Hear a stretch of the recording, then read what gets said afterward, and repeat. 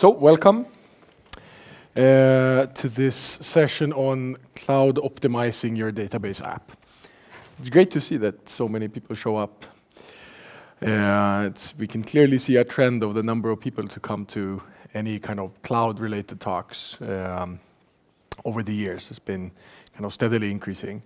So I'm Tobias Ternström, and I'm a lead program manager in the SQL Server product group, and I work specifically on SQL Database, and primarily right now on performance-related features. I'm Ewan Fairweather. I'm a program manager in the Azure Customer Advisory team. I work here in Europe, based out of London, working with customers developing scale-out solutions on top of the Azure platform, and specifically a lot of scale-out solutions using Azure SQL DB. Yeah, Ewan's, the whole CATS team they're in charge of making sure to kind of keep the product group honest and come and complain and beat us up constantly. Them, and then Ireland also does this. We have this MVP summit every year when we invite these most valuable professionals, which Ireland and also Hugo are part of this team, and they come once a year and they make my life interesting. How many people came earlier this morning to the session, just so we know? Okay, most of you guys. So okay, great. 80% or so. Okay, so we'll try not to repeat too much of that content, but we have some context setting. So let's start by just mentioning this application journey that you typically go through. What is different in SQL Database and why? And then we're going to talk about some best practices related to optimizing your database or your app rather, to run in Azure or in the cloud. So we showed this slide earlier as well, just pointing out that these are the typical steps you go through when you develop your app. You build first, make sure you have functionality, and at the same time, build for the right scale.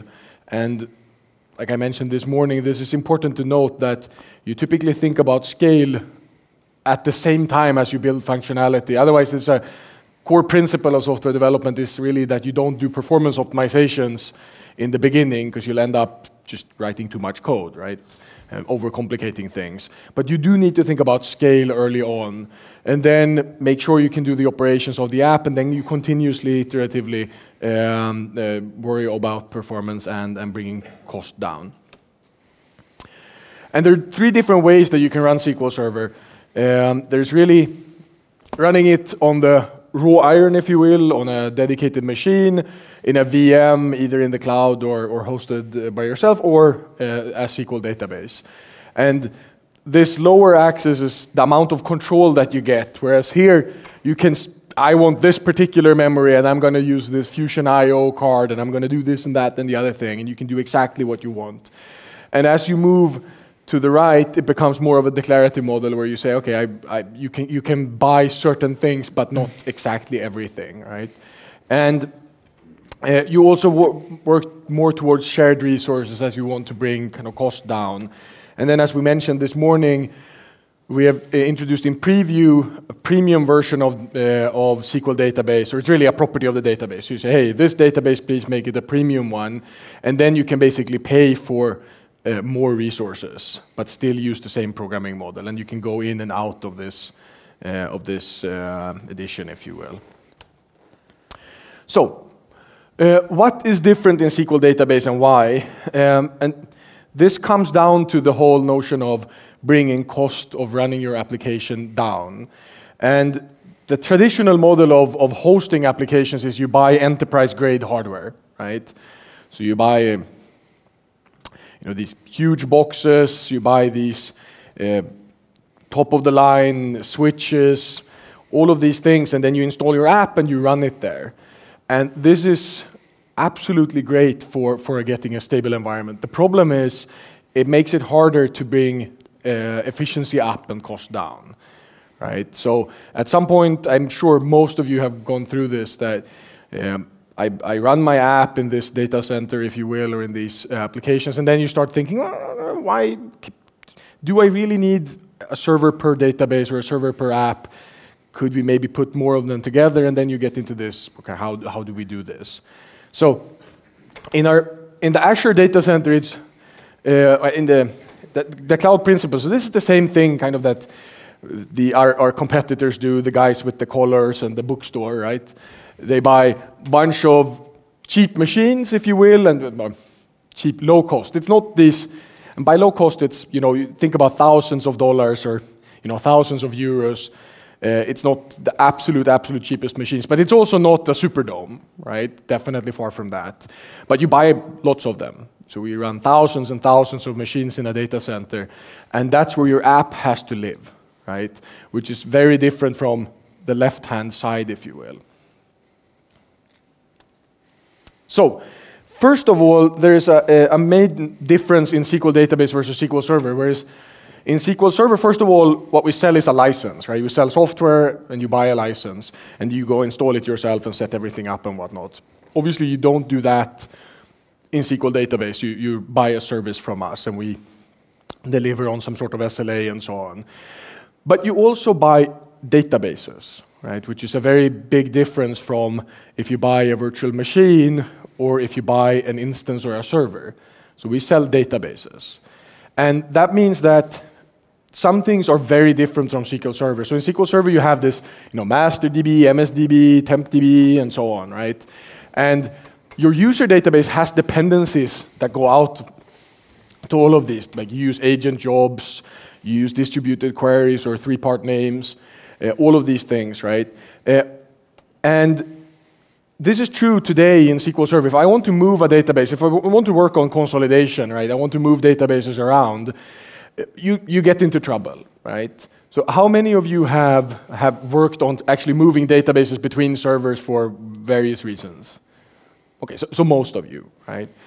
So I'm sure lots of you ran into this, okay, the login doesn't exist, or the agent job, and so on and so forth. So we have a design principle that we started in SQL Server 2012, which we called contained databases, which is about making it explicit to see what dependencies your database has outside, right? And that's all about making it easier to move the database around. In SQL Database, that's the only way we run things. So everything lives in a database. And that's basically because we move databases around all the time, right?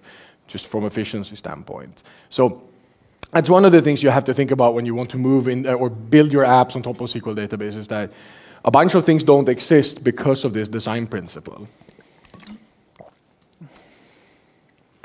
So this is the first thing that you need to think about when you want to move towards, when we want to move towards these cheap machines, if you will, and bringing costs down. You have to have the data to make decisions, right? And in the traditional sense, you hooked up Profiler or something and you looked at things when there was a problem, right? But if you actually want to do things at scale, or you want to understand how I can run things more efficiently, this is a continuous cycle, right? You have to make sure that you have enough data to actually make these decisions. And we provide some things out of the box, right, in SQLDB, but there's plenty of things that we don't provide out of the box. And one reason is, so for example, you may say, I should be able to look at history over the last year and understand what was my resource consumption, which were the most expensive queries, and so on.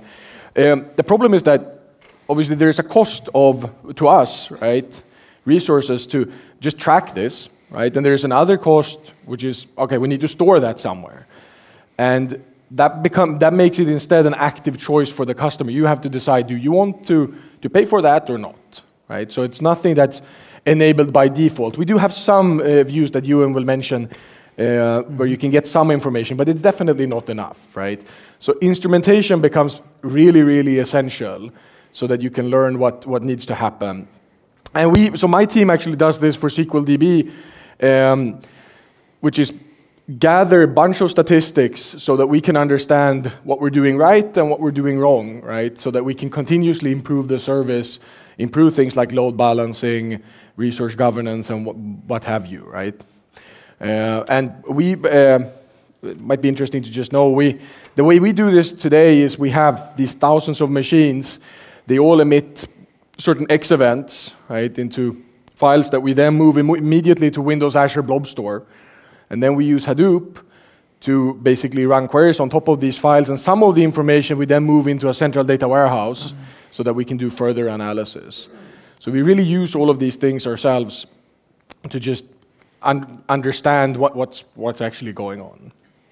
I think the key point here, the key principle change is in the kind of box world, you can essentially make the container bigger, and the size can be very, very big, right? We've added features in SQL over time for scaling, so you can do up to 256 CPU cores, right?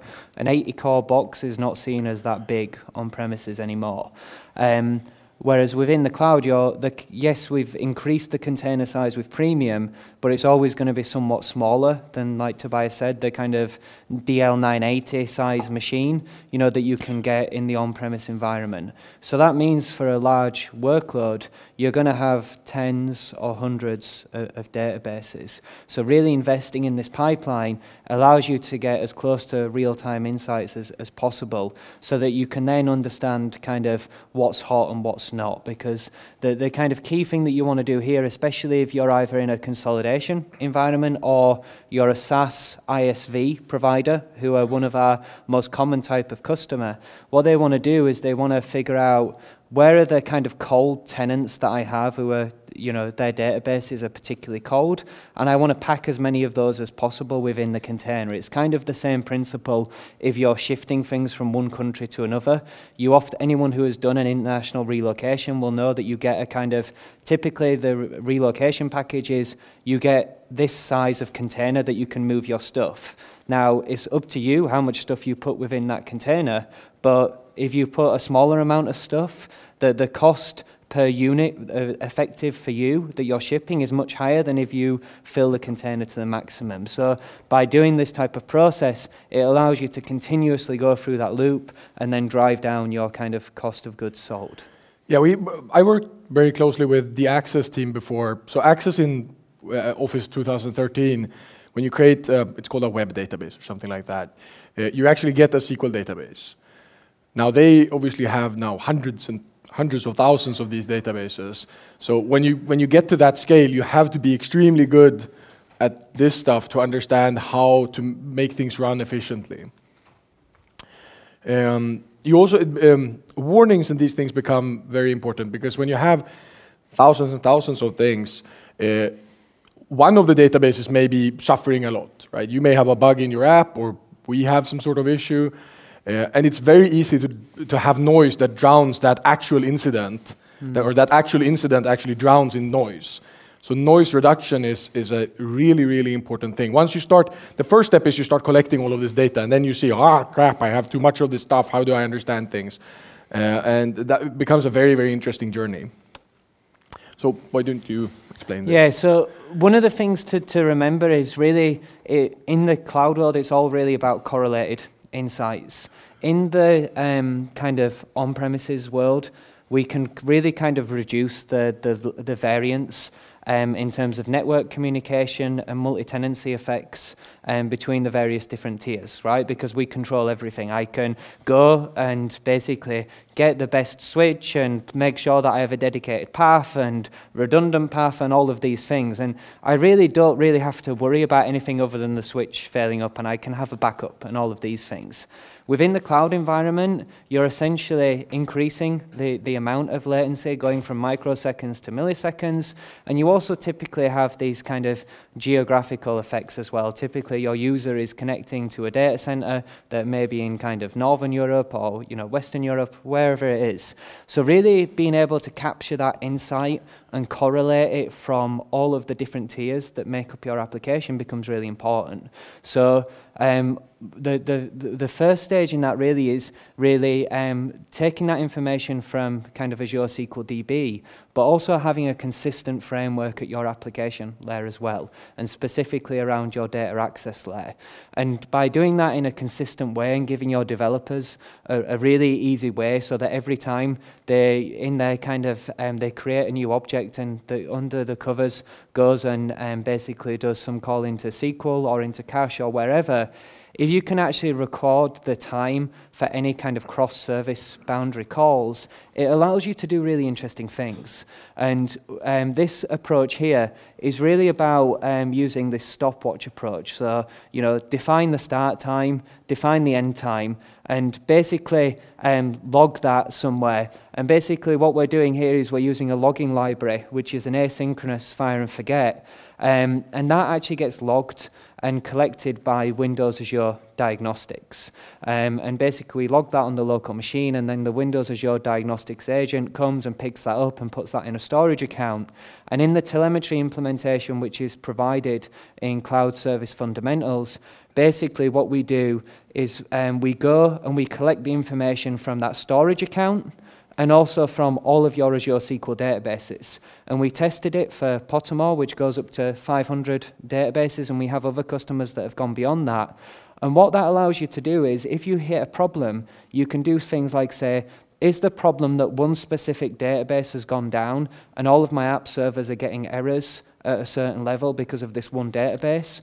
Or is it that I deployed a bad app version and it's not a database problem? But unless you can do that kind of correlation between the two tiers, it's very difficult to actually do that unless you have that that kind of telemetry system. The other thing that you can do is by capturing the response time for each call that you make from your application, you can detect this kind of escalation of problems. There is always an escalation of problems that an issue, first of all, manifests itself as a latency issue. The latency issue then becomes a throughput issue, and then the throughput issue then becomes an outage, right? If you start to consume too many resources, you're reading too much on a particular query because you don't have a supporting index for it. When you're you're scanning a table rather than just doing a seek on a particular index, you will see that first of all from the application as increased response time.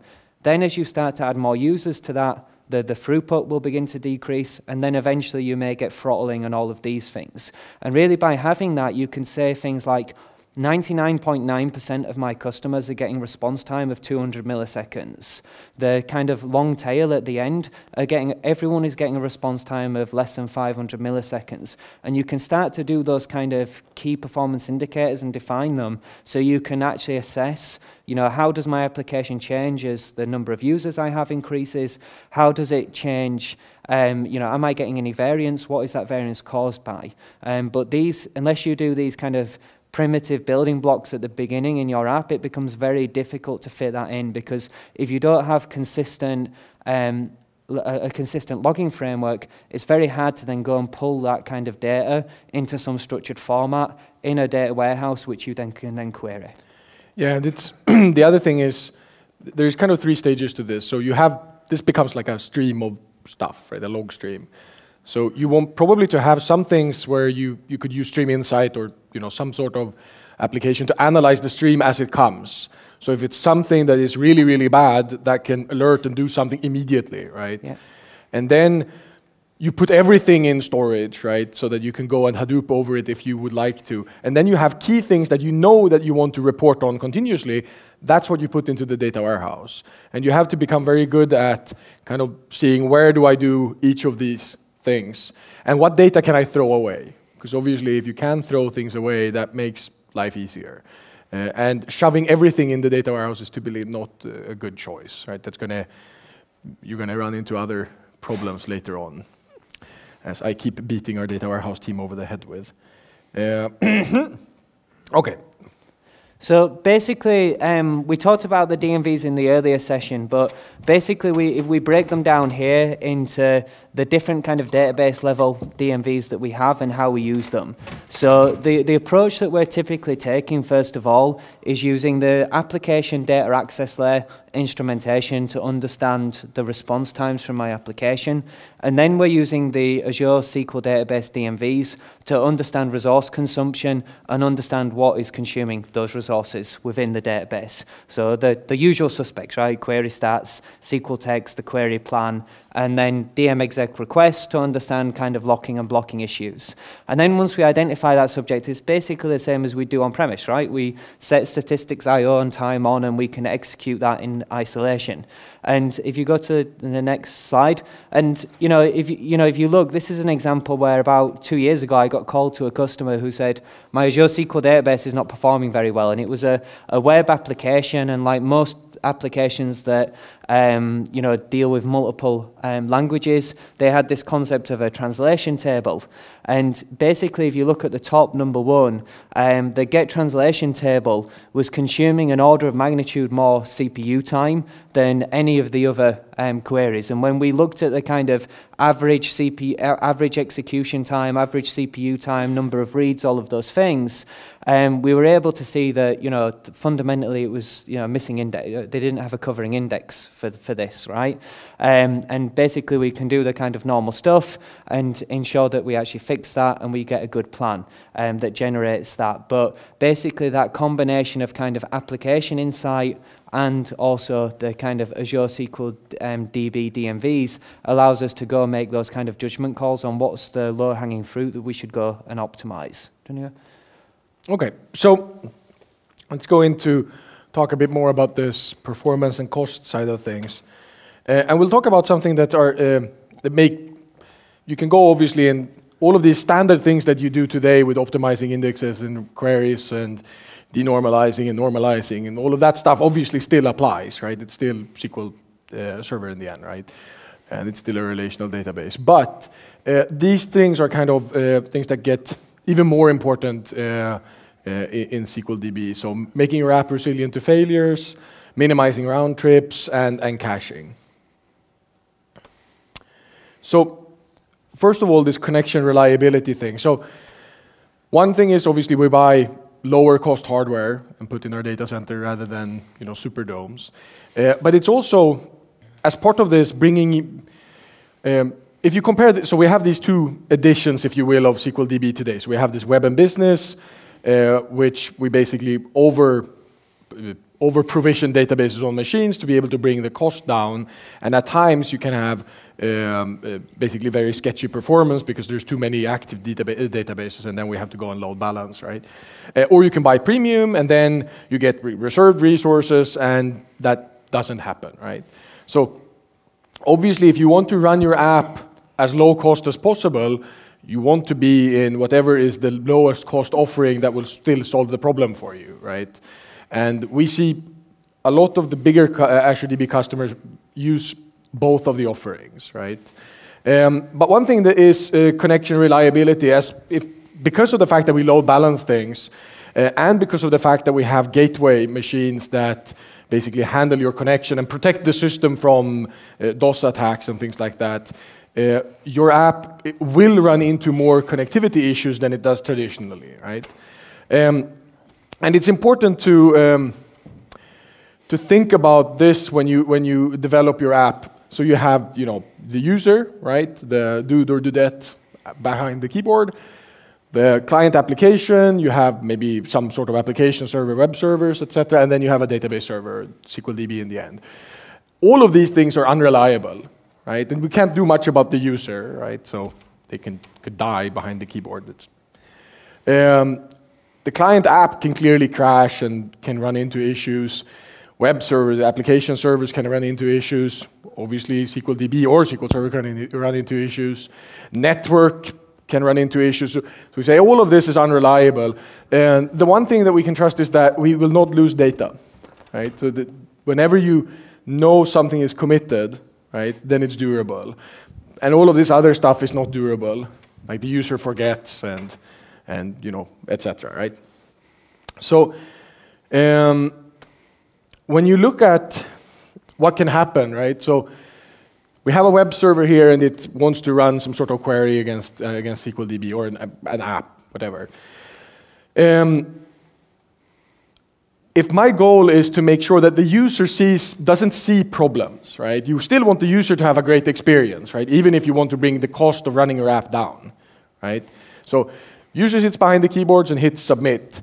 And now, if we don't do a good job, then sometimes this submit doesn't come back, right? And then the user manually will go and retry, right?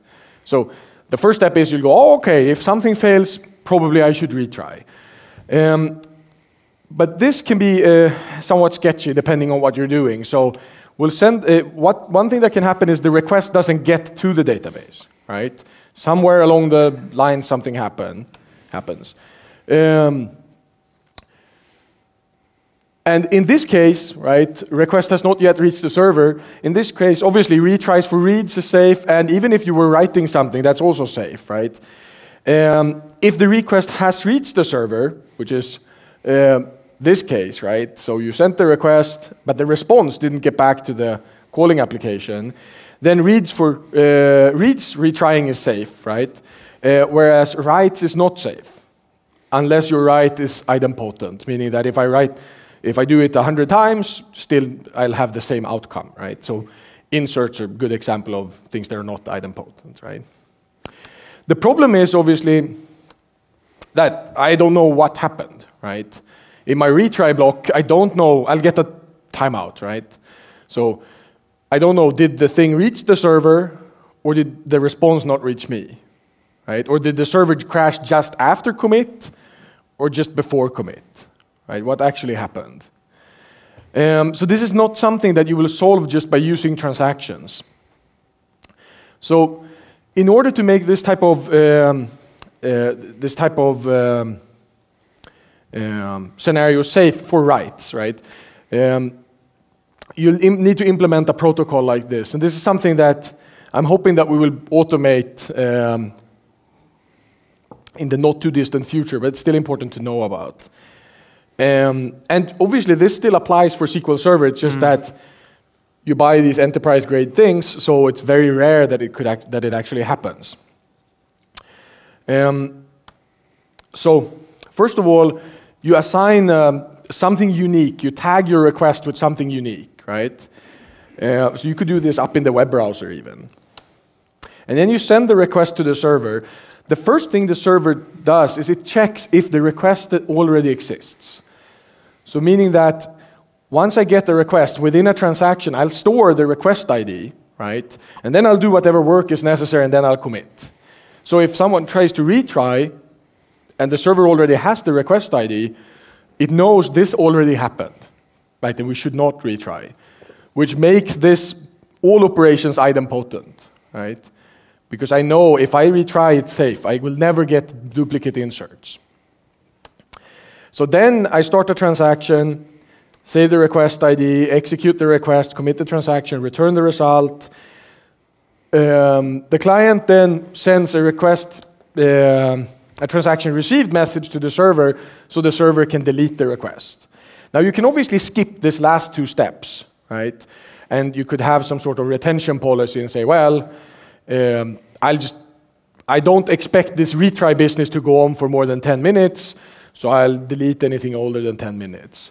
But that can be pretty dangerous. So traditionally what we see is people go and do these retention policies over 24 hours or something like that. So it typically makes sense to do this kind of cleanup work. And again, you don't need to do it for reads, right? There are other things that we'll mention that you need to do for reads. I'll just show an example of this. So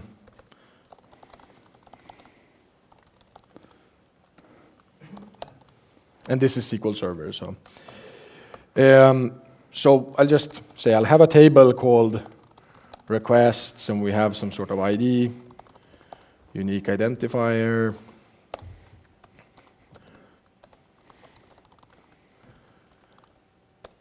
And then let's say we have an accounts table, right? And just as a simple, so bank accounts. So we have some ID.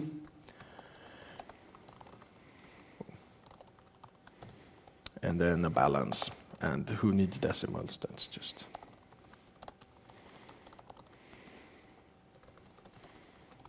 So let's say the transaction that I actually want to send is, let's add an account. 500. So let's say the transaction I actually want to send is, I want to do a withdrawal. So I'll say update accounts, set balance. Withdraw $50, where ID is 1. So again, and this is obviously a transaction, right? So if I send this to the server, I get into this problem where I don't know if it happened or not. So what your logic would look like is something like this. So we'll have a try block. And the first thing I could do is, transaction, try block. And the first thing I could do is just insert into this requests table the request ID. And we'll just say, so this is going to be my request ID. So I could just go ahead and insert that, and then if we have an issue, then I can abort, right? So and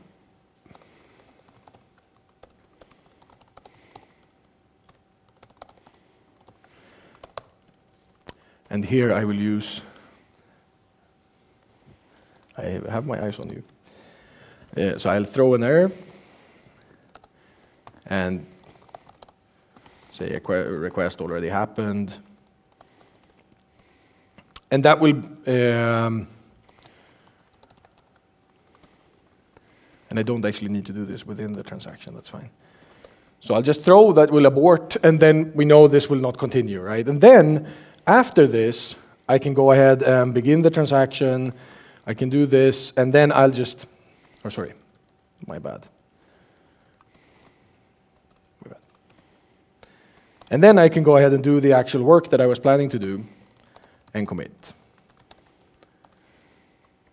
So now this is idempotent, right? I don't have to worry about anything except this. Yes, I know, Ireland. So, makes sense? So first I'll try to insert, and if the request already exists, I'll have this error, so I don't have to go and do. This is another thing actually from optimization standpoint. Lots of people optimize for failure, meaning we could do an if exists first, right? Mm-hmm. Check if it exists, because it will be slower to walk into the catch block and so on. That's probably not the right thing to optimize for, right? The common case is going to be the request doesn't exist, right? The common case is not going to be a retry, right? That will be a very, very infrequent case. So if I do the if exists, that's going to be one query and then an insert, which is also going to be a query because it has to look up in the primary key, right? So you typically want to do something like this, at least for this type of thing. Overall, optimize for the common case, not the uncommon case. So I'll run this once, works fine. And now if this didn't get back to the application so it knows it succeeded, if it retries, we get the failure, right? And then probably in the request table you will want some sort of date, right, for the cleanup. But that's basically implementing the protocol. And this makes sense also in SQL Server for all kind of important write transactions. Obviously, if you have things that you don't really care if there are duplicates in there or whatnot, I wouldn't bother, right? But I'm sure all of you have a bunch of transactions that you really care about accuracy, and then you want to implement something like this. Okay, so retry considerations. So we treat read and writes differently, and we should also consider treating low-cost operations and high-cost operations differently. So from a purist standpoint, reads are always safe to retry. Writes, again, are unsafe, so you should implement some sort of this protocol. Low-cost operations, right, which is hopefully going to be most of your queries, right, if you did a good job optimizing and so on, you'll have some sort of general system-wide back-off strategies or retry strategy, meaning we see customers that come and the retry strategy is every second, right, and that's not going to be good for the app server, for lots of things, right? You use a lot of resources. So you typically want to do something where, okay, I'll retry quickly first, and then I have some sort of exponential back-off, wait 1 second, 2 seconds, whatever, right? But some sort of general back-off strategy. And then for high-cost operations, which I'm sure all of you have, those are way more important to have probably a faster back-off strategy, if you will. So you send off the query, and the query may take minutes. You then don't want to issue the query right again. You may want to say, well, okay, let's wait actually 10 minutes, and then I'll try again. And those aren't typically user input things, right? Those are typically kind of batch-operated operations. But that's important to think about. So all of these things are key to be able to then bring the cost of your application down. And what Ewan showed you, if you're good at collecting this type of statistics, then you'll see, oh, man, why is that thing running all the time? Maybe we should have a different strategy for this type of operation. Question? Yes? Do you use this in an entity library security? Entity framework. So this is really so let's be clear, this is an edge case, right? So to integrate, and this is really looking at how you can change the underlying SQL logic to implement a protocol that will help you where you have this edge case where I sent a commit and I don't know whether I committed or whether it failed. So it's an edge case event. If you use something like Entity Framework, you lose some of that control, right? So you get into the position where you have to, modify some of what it generates, which is back to the conversation we had earlier. So this is very much something that you have to control your own kind of CRUD operations, and for those specific events within the application that really make sense, that need to be idempotent, you do that. Now, we have the feedback you have, how do we incorporate some of those things into the general .NET framework, data access layer technology to make it easier and handle all of these events? We have all that feedback and we're working with the team, but that is a journey and it will take some time. But we do have this thing, right? Yeah. So, and you can see, so basically, this is the transient fault handling framework, and this is something that you can use within your data access layer to basically go and instead of having to every time you create a SQL connection handle all of that kind of back off policy and all of those things, you can actually just create a new reliable SQL connection. And it has essentially the same interface as the standard ADO.NET connection object, and you can basically define a policy and you can basically tune that, right? So in this case here, we're saying we're going to retry 3 times when we do a connection, and the time span is going to be, for the interval, is going to be 5 seconds, and anything we do in that case will basically, if it fails, it will retry and it will wait, 5 seconds for it. And you would typically incorporate this approach with basically approach Tobias showed on the kind of back-end SQL Server side. So if you were doing an update salary and giving people a pay rise, salary equals salary times 1.1, to give a 10% pay rise, you obviously want to make sure that those things are only done once, right? So the approach that Tobias showed is a way to make that idempotent. This is a way to handle the more general case. So you have to kind of combine the both. We're working on making this, like you mentioned, we're working on making this part of ADO.NET and having primitives in the server that support this protocol. So basically you don't have to create this table and so on, but that's not there yet. And again, like you mentioned, you don't need to do this for all write operations. You do need to do it for the operations where having duplicate values are a big problem. So the other thing that's important is being able to reduce round trips, right? And that typically comes in kind of 2 flavors. One is select, right? Reducing the number of selects issued in a what would you call that? If I do in an action in the application, if I do something, you want to send the minimum number of select statements over. And what you can do there is basically try to incorporate what you need into one select statement. And obviously there is a balance here, so I'm sure, but that might be bad for performance. Yes, right? So if you pull everything into a select statement, you have to check that you're not using more resources for whatever reason than if you would issue the separate ones. That might be a better choice, right? But overall, it's better to issue them in one select statement and get all of the data at once. And just show quickly, if we move over to this AdventureWorks thing. So what you could do, how many in here know about 4XML? Okay, all of you. Okay, then let's just, okay. So obviously you can use 4XML to make it easier to parse on the server side if you're sending different entities over, right? So just getting a wide table which contains, customer order items, you have to parse it on the server side to figure out, well, okay, what does this row actually mean? How do I create my in-memory entities from this? Versus if you use 4XML, that makes it easier, right? Okay, cool. And the other thing is you want. Sorry. Didn't we talk about this, Alan? No questions? I said I would interrupt you. Okay. But just a small comment. You said, so the problem is with the round trip. So let's say you want to select, 5 tables. Well, if you submit 5 select statements in one batch, that's not, then you don't need to combine those 5 tables into one big join, because you could actually submit 5 select statements. But you should not do select that table, get back to result, select that table, get back to result. So it's not, the important thing is the round trips. Correct.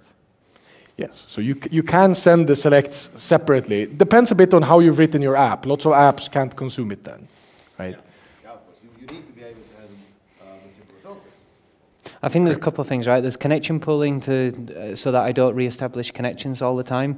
There is, batching the selects to avoid round trips, and there is also batching the writes as well. Those are essentially, however you want to implement that, there are a number of different options. These are just some canonical examples we're showing you. Yeah. So again, the batching out of updates, it follows the same thing, right? You can either do, if I want to update 5 objects, then I could do 5 batches, right? Or I could do some sort of batching, right? Where I send, all 5 at once, or I said 2 at once, or whatever makes sense. And that can really, really improve performance. And we have a bunch of different ways of doing this. So you have, obviously, the standard thing, which, round trip per execution. So I want to insert one value, then I execute the insert, wait for reply, execute insert, wait for reply. The good thing with using this approach is it's fully streaming, meaning that I don't have to keep the full result set in memory. As an example, let's say I want to read from a file, right, and there are a bunch of rows in this that I want to stuff into the database. I can read one row, right, and send that insert, read the next row, send that, and I will only use a little bit of memory both on the app server side and on the SQL server side, right, because I'm always transferring one thing at a time. But I will be hitting performance because of the number of round trips. You could use some sort of delimited list approach where you just take the whole thing and send it to the server side, and then you have the server try to parse it, and there's a bunch of articles online on how you could do this using SQL CLR, which you obviously could not do in SQL Database yet, because we don't support SQL CLR yet, or for user operations. You could also use some T-SQL in order to parse the string. You can get way better performance, but one thing to think about when you do this is you are moving kind of compute resources from the application down to the server. And that can hurt your, basically, the scale you get, right?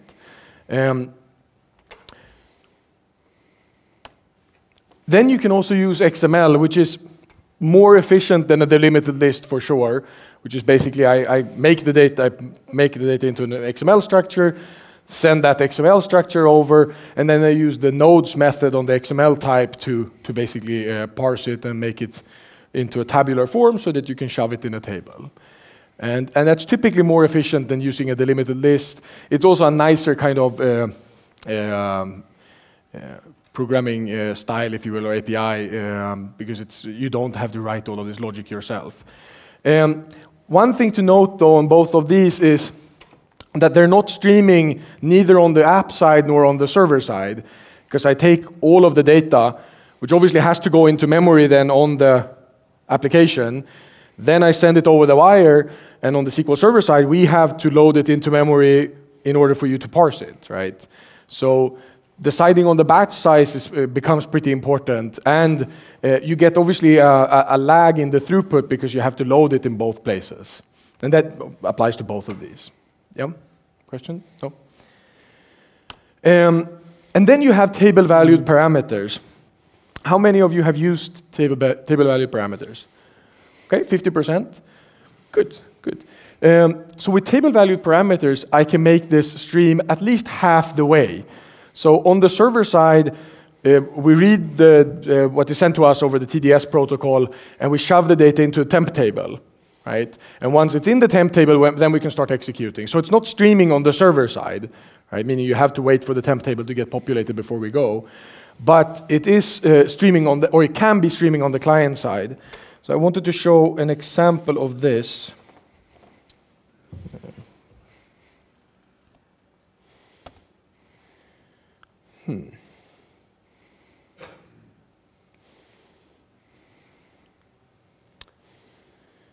It's good that I started Visual Studio ahead of time.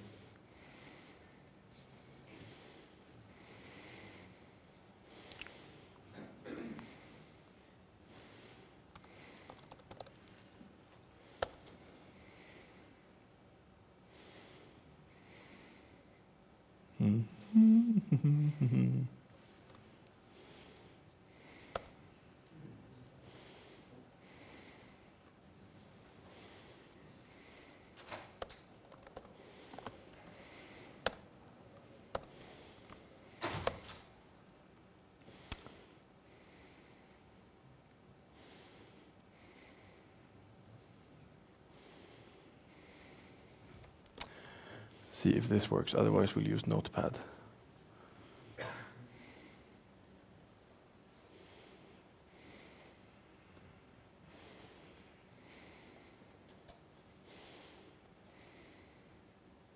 Huh, fancy pants, very nice. Okay, so there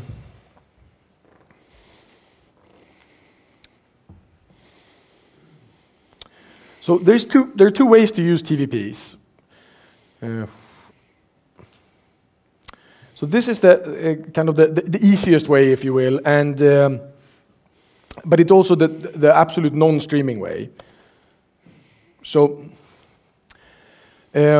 what I do here, so this is the example I told you about. I read from a text file, and then we're going to get that into SQL Server. And, obviously, that example you probably should use the bulk copy API, but this is just an example.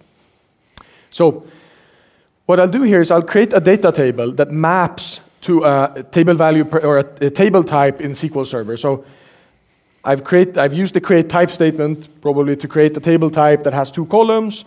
They have to be in this order. So it's the price column that's apparently decimal, and then there's the name column that's string.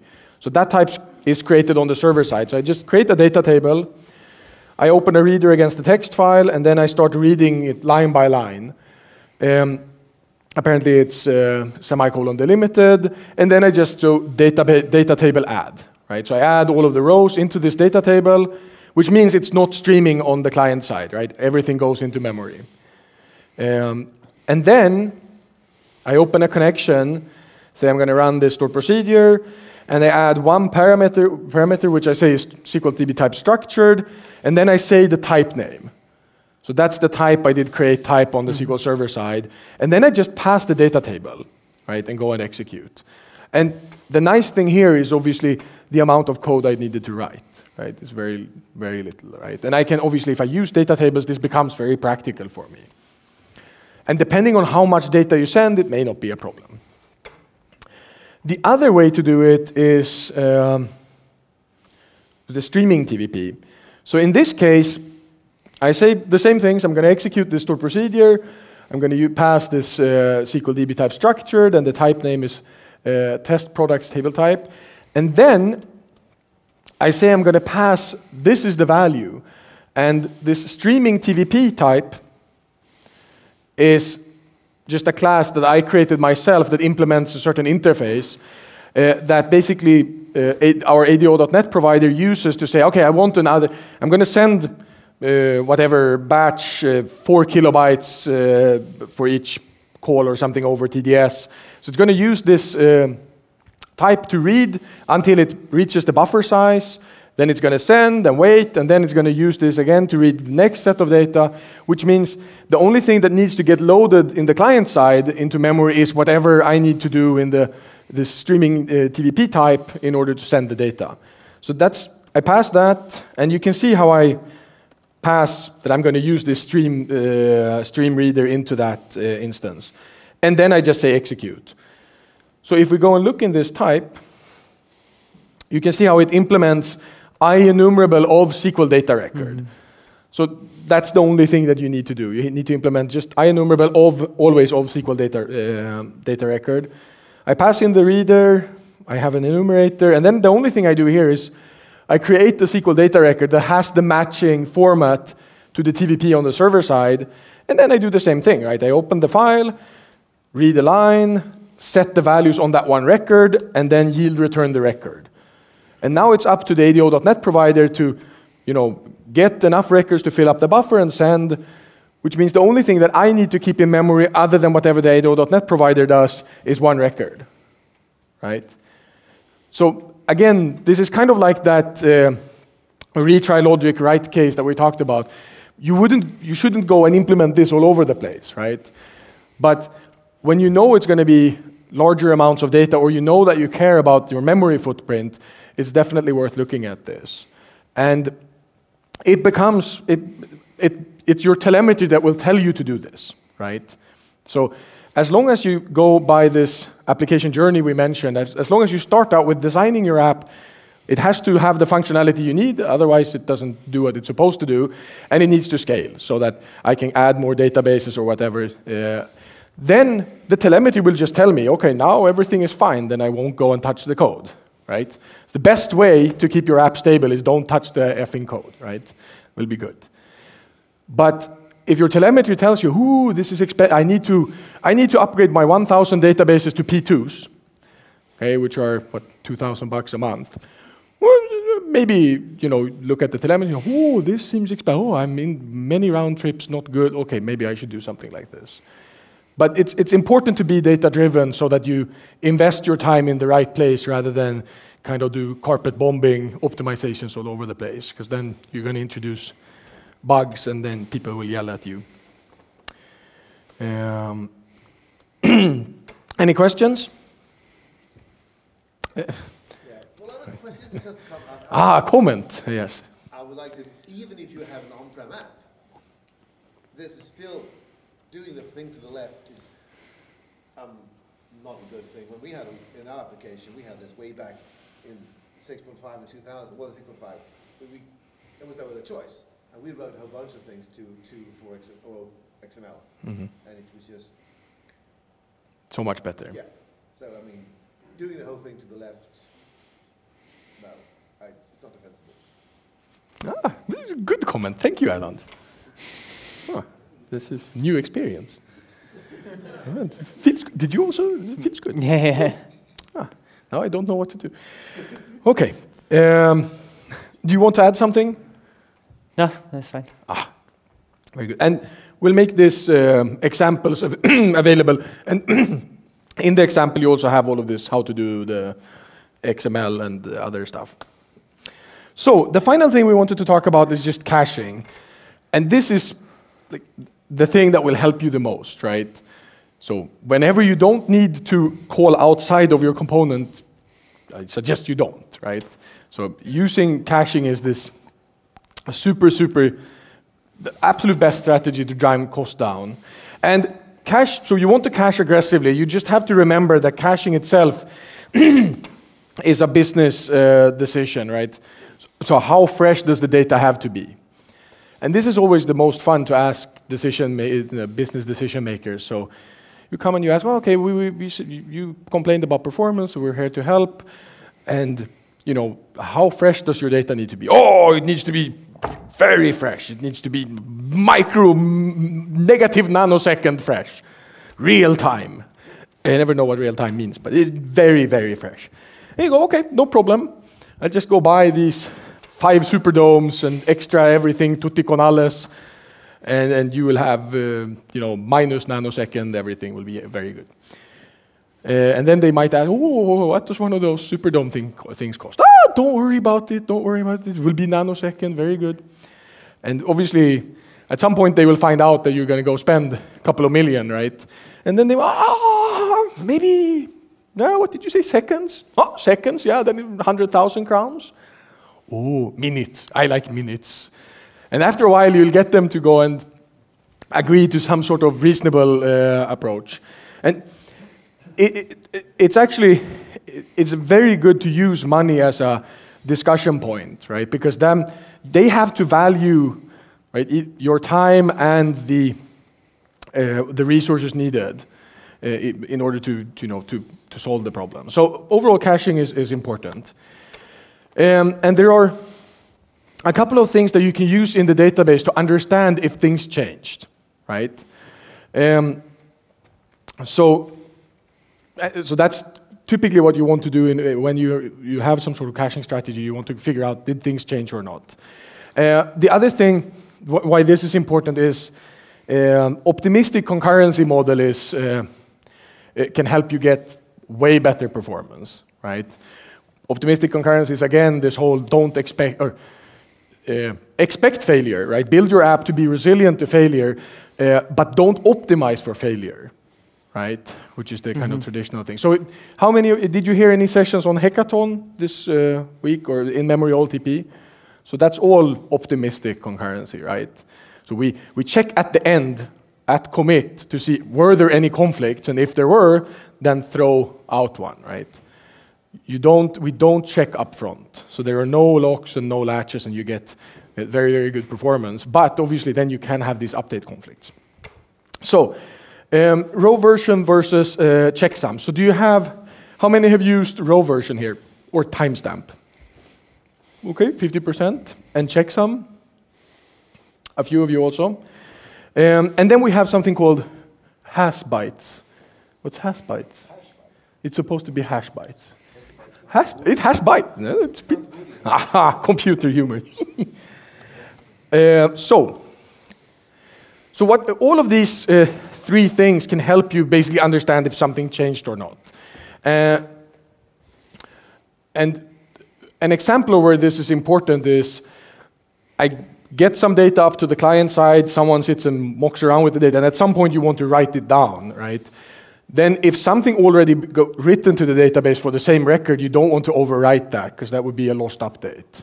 So you can use these to figure out if something changed or not. So if we just go and we can use this accounts table, and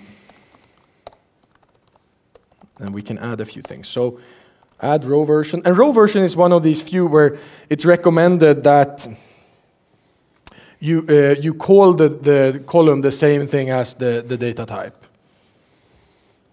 Oh.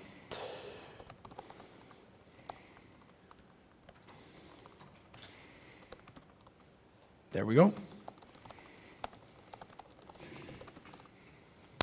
So this is the row version I get back, and row version is just 8 bytes, and it's a value that's guaranteed to be unique within your database, actually. And it serves two purposes. So one is, and I can do this, we can just cast, so row version by default gets sent back as a byte array, or gets interpreted as a byte array by ADO.NET. But you could cast it to a big int, because big int also 8 bytes. And that makes it easier to handle in the application code, right? And obviously you could cast the other direction when you send it back. So if I do just a update here and set balance plus equal 1, so you can see that we changed row version in between. And it has two very interesting properties, right? One is uniqueness, which is also a bit dangerous, I'll mention. One is that you can see it changed because I made an update to the table. It actually changes even if I don't, if I do a dummy update, right? So I didn't actually change anything, but it's still updated. It still changed. That's one of the problems with row version, actually, is that it always applies to all columns, and even if nothing changed. And it's fairly common that you have some fields that the user pokes around with, and you have other attributes in the table that get changed by, batch jobs that goes and checks stuff and whatever, right? So if you have those, then row version might not be the right choice for you. The other nice property is you can see that it went from 2002 to 2003, it increased. So you can use it as a high watermark, which is very practical, right? You can say, hey, the last time I selected from the table, I got 2003. So then you can say, hey, get me everything after 2003. And then you'll get everything that changed since you last selected. The other problem with row version and other things similar to this is you can index it, right? But the problem with indexing row version is that it's going to change a lot, right? If you have a lot of updates, which means you'll get fragmentation in the index, a very high degree of fragmentation in the index. So typically we recommend, if you use it, don't index on row version. Instead, when you query for this, you'll query and say, hey, get me this where ID is equal to blah and row version, right? Or update and set these values where ID is equal to blah and row version. So that means it will not update if the row version changed, right? And because of this and predicate, we can use the index on the ID field or whatever other field you're querying and don't need to index row version. The final two I just wanted to show are concat and hash bytes. Or hash bytes. No, not quite. What's the... there we go, checksum. So here I can say, hey, give me a checksum, and now I can decide on what column. So I can say, hey, give me a checksum of balance, right? And as checksum. And I can also ask to have this persisted. And persisted means that otherwise it's a computed column, right? So which means if I select the column, the checksum column, we will go and calculate it on the fly, right? If you say persisted, we will add an actual column in the table, and only on insert and update will we actually change it. So I'll do this. No, this is just me who have. I can never remember that it's this way. Cool. So now if we go and execute this, we can see that the checksum is the same, right? Now there is a problem with checksum, which is it's not super accurate, right? It's a 32-bit integer that you get returned. So the likelihood of getting duplicates, or getting the same checksum, is fairly high, right? So it's a very cheap calculation to do, which makes it very good. But if it has to be perfect, then you probably shouldn't use checksum. If it's good, if it's close enough, then it's absolutely fine. The other thing that you can do, if you want more or less guarantee that it's not duplicate, you can use hash bytes. And then hash bytes.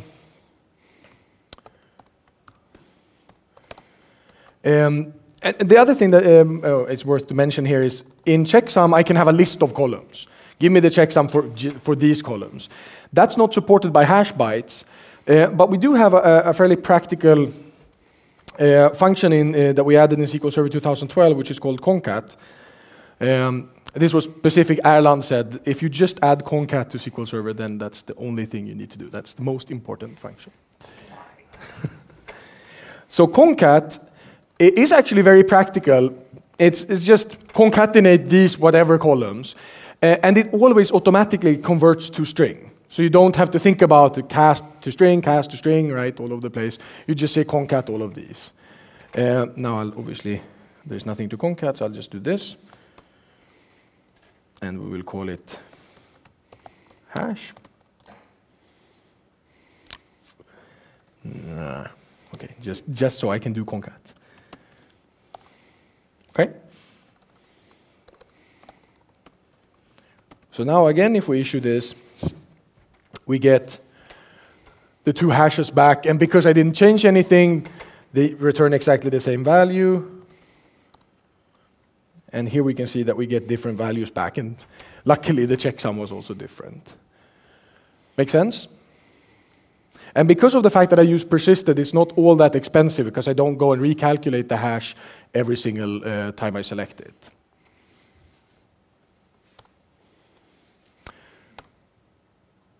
And this I already mentioned. So that concludes this section and the talk. If you have any questions, me and Ewan will stay up here to answer those questions. But otherwise, I hope you learned something at least, and that you have a continued good experience at the conference. Thank you.